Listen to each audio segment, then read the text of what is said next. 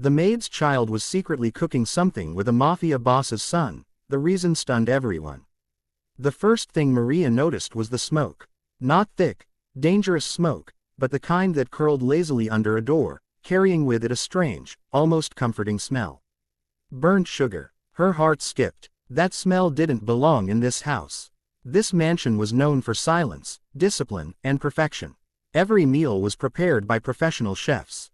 Every surface gleamed. Every movement was controlled. Nothing burned here. Nothing went wrong. So why? Maria dropped the tray she was holding onto a nearby table and hurried down the hallway, her footsteps echoing against the marble floors.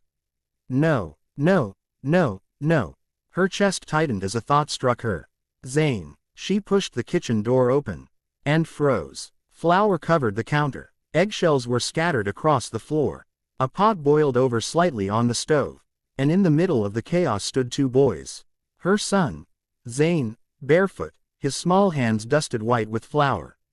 And beside him, Leo Romano, the mafia boss's son. Maria felt the world tilt beneath her feet. Zane, she gasped, rushing forward. What are you doing? Zane jumped, nearly dropping the spoon he was holding. Ami. But Maria wasn't listening anymore. Her eyes locked onto Leo. He stood still, calm, as if nothing about this situation was unusual. Step away from him, Maria said instinctively, pulling Zane behind her. Leo blinked, confused. We're just cooking, he said. Just cooking. The simplicity of his tone made it worse. You're not allowed to be here, Maria whispered urgently.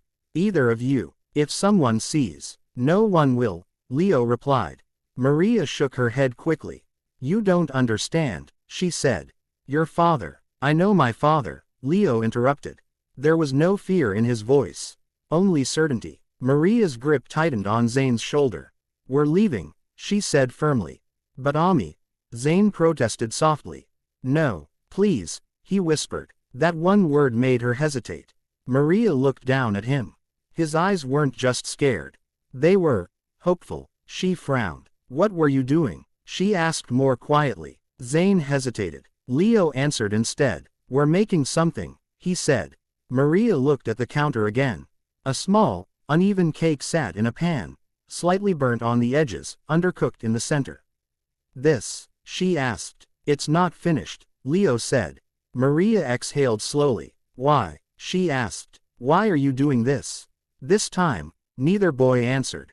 They exchanged a glance. Something passed between them. Something she didn't understand. 5 minutes, Leo said finally. That's all we need. Maria stared at him, at his calm face, at her son's quiet hope. Every instinct told her to stop this. But something else, something softer, held her back. 5 minutes, she said reluctantly. Zane's face lit up. Thank you, Ami. Maria stepped aside, though her heart still raced. The boys returned to their work. And she watched. The kitchen slowly filled with small sounds. The clinking of spoons, the low hum of the stove, the quiet murmur of two boys working together. Zane carefully stirred something in a bowl, his brow furrowed in concentration. Not too fast, Leo said. You'll spill it. I won't, Zane replied. He immediately spilled some. Leo sighed. You just did. Zane laughed nervously. Maria blinked, laughed. In this house, it felt out of place. And yet, strangely, it warmed something inside her. What are you even making? She asked. Zane looked up. A cake, he said proudly. Maria raised an eyebrow. That's a cake. It will be, Leo said. She almost smiled. Almost. But then, the door creaked, and everything stopped. A shadow stretched across the floor. Heavy, familiar, terrifying. Maria turned slowly. Antonio Romano stood in the doorway. The air changed instantly. The warmth disappeared, replaced by something cold, sharp. Explain, he said. His voice was quiet, but it carried weight. Zane froze. Maria stepped forward quickly, placing herself in front of him. I'm sorry, sir, she said. I didn't know they were here. I wasn't talking to you, Antonio said. Her voice died instantly. His gaze moved to Leo. What are you doing? He asked. Leo didn't look away. Cooking, he said. Antonio's eyes flicked to the mess. The flour, the broken eggs, the burnt cake. With him, he asked. Yes. A pause. Heavy. Dangerous. I told you, Antonio said slowly, to stay away from the staff. Zane shrank behind Maria. Leo's jaw tightened. He's not just staff, he said. Maria's breath caught. Antonio stepped forward. No, he said. Then what is he? Leo hesitated, and for the first time, he looked unsure. My friend, he said quietly. The word hung in the air. Impossible, unacceptable, dangerous. Antonio's expression didn't change, but something in his eyes hardened. You don't make friends like that, he said. Leo didn't respond. The silence stretched. Then Antonio's gaze shifted to the cake. He walked toward it slowly, picked up the pan, examined it. This is what you were doing? He asked. No one answered. He looked at Zane. You made this. Zane hesitated, then nodded. Antonio's lip curled slightly. And you thought this was acceptable? Zane's hands trembled. I was just. Antonio didn't let him finish. He walked to the trash and dropped the cake in. Zane gasped. No. Maria grabbed him quickly. Stop, she whispered. But the damage was done. Antonio turned back. Clean this up, he said coldly. And then, Leo spoke. It wasn't for us. Antonio paused. Slowly, he turned. What? He asked. Leo took a breath. It wasn't for us, he repeated. Antonio's eyes narrowed. Then who? Leo glanced at Maria. Just for a second. But it was enough. Antonio followed his gaze. To her. To the bandage on her wrist. To the way she held her arms slightly stiff. Maria froze. Her heart pounded. She had hidden it. She always hid it. Because in this house, weakness was dangerous. You were hurt, Leo said quietly. The room felt smaller, tighter. I saw you yesterday, he continued. You dropped a tray. Maria swallowed. It's nothing, she said quickly. Leo shook his head. You couldn't use your hand properly, he said. Zane looked up at her, confused. Ami. She avoided his eyes. So we thought. Leo hesitated.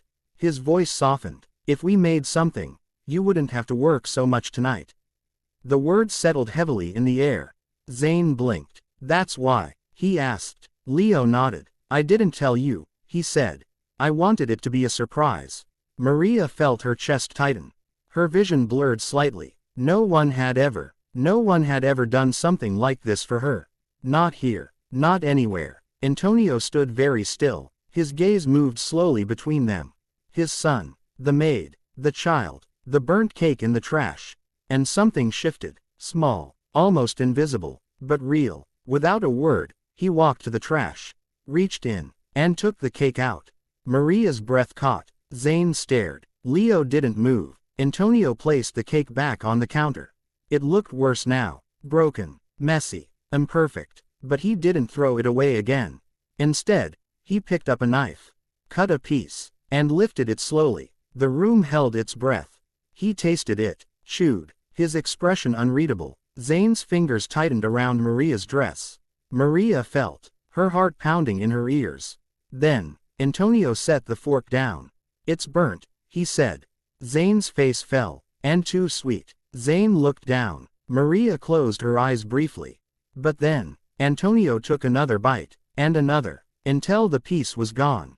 He looked at Leo. You helped. Leo shook his head. He did, he said. Antonio's gaze shifted to Zane again. Longer this time, more carefully. Next time, he said, don't rush it. Zane blinked. Next time, he whispered. Antonio didn't answer. He turned away. Clean this, he said, and walked out.